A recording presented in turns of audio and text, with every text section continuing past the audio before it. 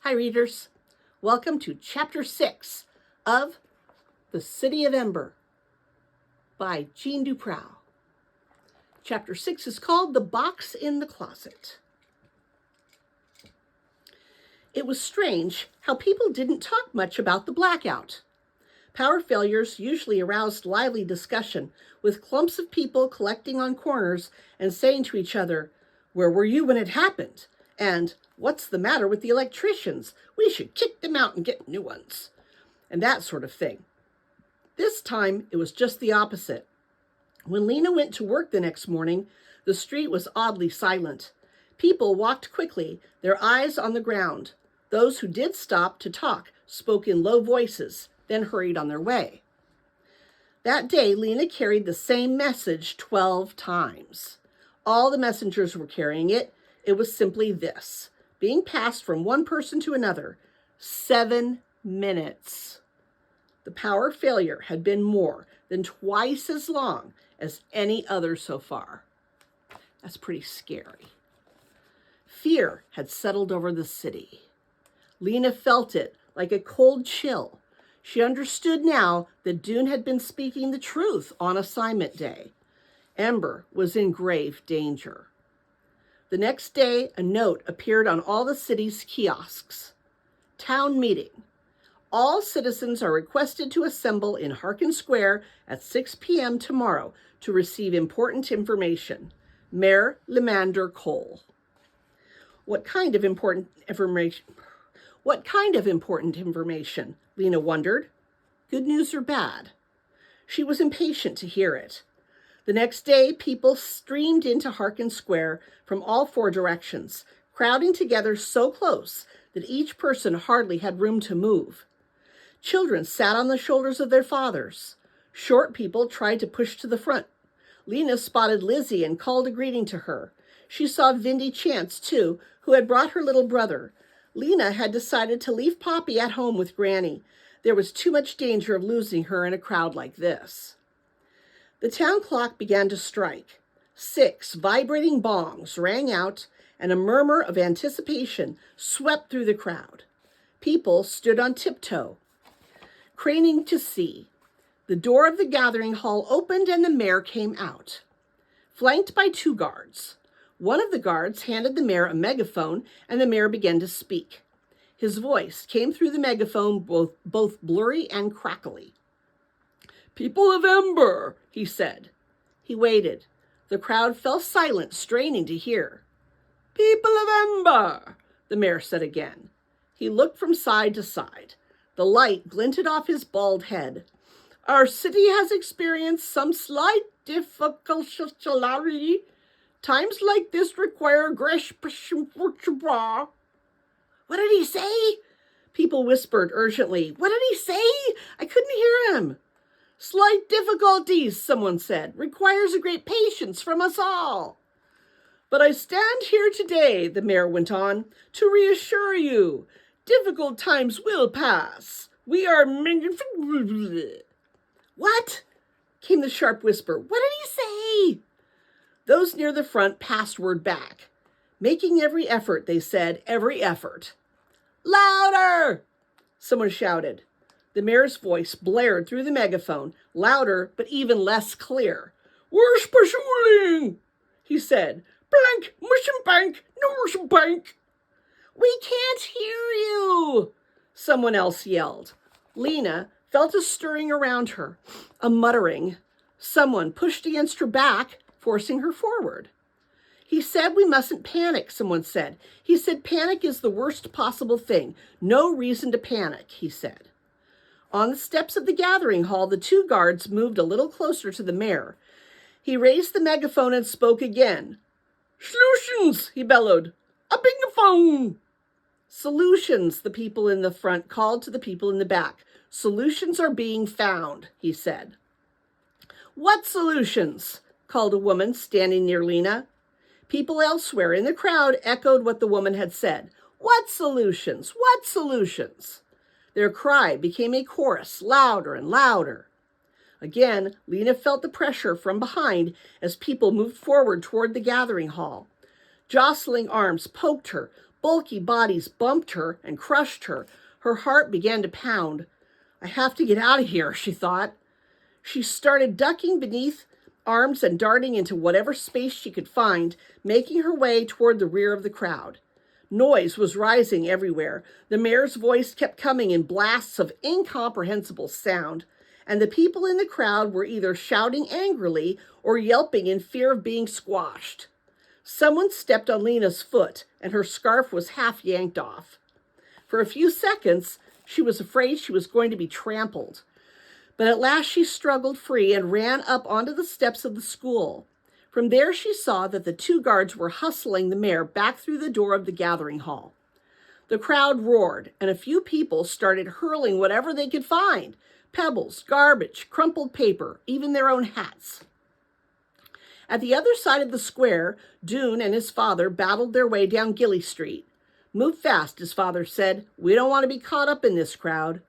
They crossed Broad Street and took the long way home, through the narrow lanes behind the school. Father, said Doon as they hurried along, the mayor is a fool, don't you think? For a moment, his father didn't answer. Then he said, he's in a tough spot, son. What would you have him do? Not lie, at least, Doon said. If he really has a solution, he should have told us. He shouldn't pretend he has solutions when he doesn't. Doon's father smiled. That would be a good start, he agreed. It makes me so angry the way he talks to us, said Doon. Doon's father put a hand on Doon's back and steered him toward the corner. A great many things makes you angry lately, he said. For good reason, said Doon. Maybe. The trouble with anger is it gets hold of you, and then you aren't the master of yourself anymore. Anger is. I love that. I love that line. Let's read it again. The trouble with anger is it gets hold of you, and then you aren't the master of yourself anymore. Anger is. Doon walked on silently. Inward, he groaned. He knew what his father was going to say, and he didn't feel like hearing it. And when anger is the boss, you get, I know, said Doon, unintended consequences. That's right, like hitting your father in the ear with a shoe heel. I didn't mean to. That's exactly my point.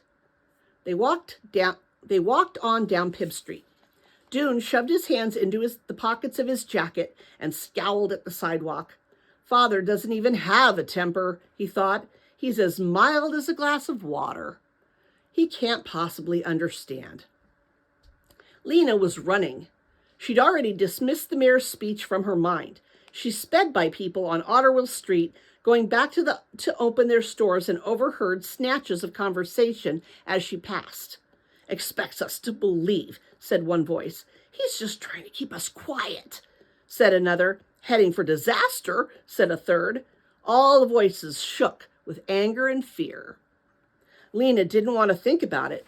Her feet slapped the stones of the street. Her hair flew out behind her. She would go home, she would make hot potato soup for the three of them, and then she would take out her pencils and draw. She climbed the stairs next to the yarn shop, 2 at a time, and burst through the door of the apartment. Something was on the floor just in front of her feet, and she tripped and fell down hard on her hands and knees. She stared. By the open closet was a great pile of coats and boots and bags and boxes, their contents all spilled out and tangled up. A thumping and rattling came from inside the closet. Granny? More thumps. Granny's head poked out around the edge of the closet door. I should have looked in here a long time ago, she said. This is where it would be, of course. You should see what's in here. Lena gazed around at the incredible mess. Into this closet had been packed the junk of decades, jammed into cardboard boxes, stuffed into old pillowcases and laundry bags, and heaped up in a pile so dense that you couldn't pull one thing out without pulling all the rest with it. The shelf above the coat rack was just as crammed as the space below, mostly with old clothes that were full of moth holes and eaten away by mildew. When she was younger, Lena had tried exploring in this closet, but she never got far. She pulled out an old scarf that would fall to pieces in her hands, or open a box that proved to be full of bent carpet tacks. Soon she would shove everything back and give up. But Granny was really doing the job right. She grunted and panted as she wrenched free the closet's packed-in stuff and tossed it behind her. It was clear that she was having fun. As Lena watched, a bag of rags came tumbling out the door, and then an old brown shoe with no laces. "Granny," said Lena, suddenly uneasy, "where's the baby?" "Oh, she's here," came Granny's voice from the depths of the closet. "She's been helping me." Lena got up from the floor and looked around. She soon spotted Poppy. She was sitting behind the couch in the midst of the clutter. In front of her was a small box made of something dark and shiny.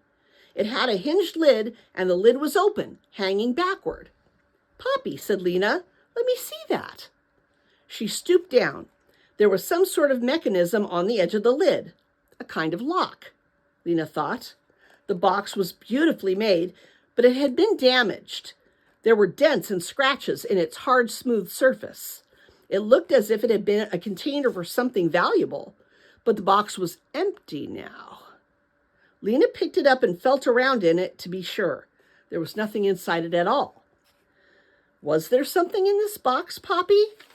Did you find something in here?" But Poppy only chortled happily.